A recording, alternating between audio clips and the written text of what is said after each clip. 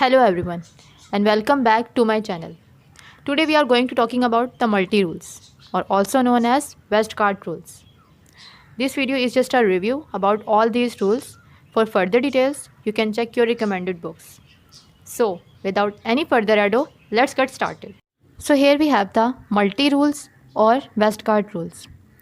And these rules were formalized by Western Electric Company, and after that they were applied to the clinical laboratory by two scientists, that are Westcott and Crowe.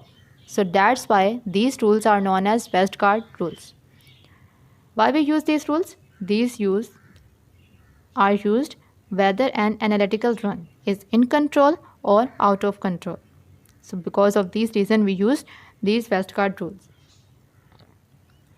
And these rules can be applied as a single rule and a group of a rule or a multi-rule. In later we will discuss all these rules. And these rules can be applied only if your quality control are plotted within the range of 2 SD. SD means standard deviation. When two controls are used, there is approximately only 10% chance that at least one control will be outside the 2S limit. And when the four controls are used, there is approximately 17% chance. So because of these reasons, many laboratories use only the 2S limits or the two standard deviation limits. When we are talking about the quality control rules, the nomenclatures are also to be understood. And we have the two sets of nomenclatures, that are N, L. N, that stands for number of control measurements involved, that is 1. And L, that is limit exceeded, 2 SD.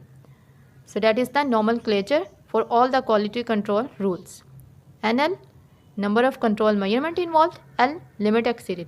And example is 1, 2 SD. 1, that is the number of control, and SD, that is the limit exceeded or 2 SD direction. So because of these reason we use the multi-rules. Now let's move all the multi-rules that we are used in the laboratory. In the laboratories we use different multi-rules, but in this video we just focused only few multi-rules, that are 1 2S rule, 1 3S rule, 2 2S rule, R 4S rule, 4 1S rule, 10X rule, and the last is 70 rule. And here is a graph that are plotted on a Levy-Janic chart, and there is basically the number of the measurements involved and the limit exceeded.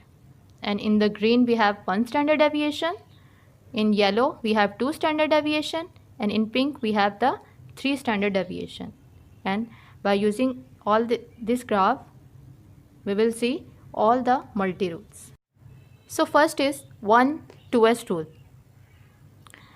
That is mean the one value out of 2S, and it means a single control observation is outside the plus minus 2S that are shown in a black dot.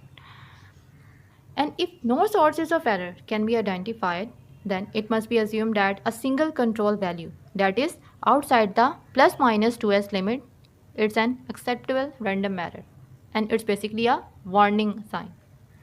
And it may be a random error or also the systemic error may be present. Next we have the 1 3S rule. 1 3S rule, it means the one value that is out of control or out of 3S that are shown in black dot. Why it is out of control? Because in the laboratories we mostly use the 2S limit. So that's why that is out of the control. And we can also say that it's basically a beginning of a large systemic error, and it may be identifies the unacceptable random error. So for this error you have to check and recalibrate your equipment. Next we have the 2 2S rule. It means two control values are greater than 2S, and it means the two consecutive quality controls, that are two consecutive quality controls and that are greater than 2S limit, greater than, that is 2S, and greater than 2S limit. And also it means it is the same side of the mean, that is basically a mean line, and it is same side of the mean. So that's why we can say that it's out of control. because for this it identifies it's a random error or maybe a systemic error. So for this error, you have to check and recalibrate the equipment. In the next, we have the R4S rule, that is mean line, and it means if there is at least a 4S difference.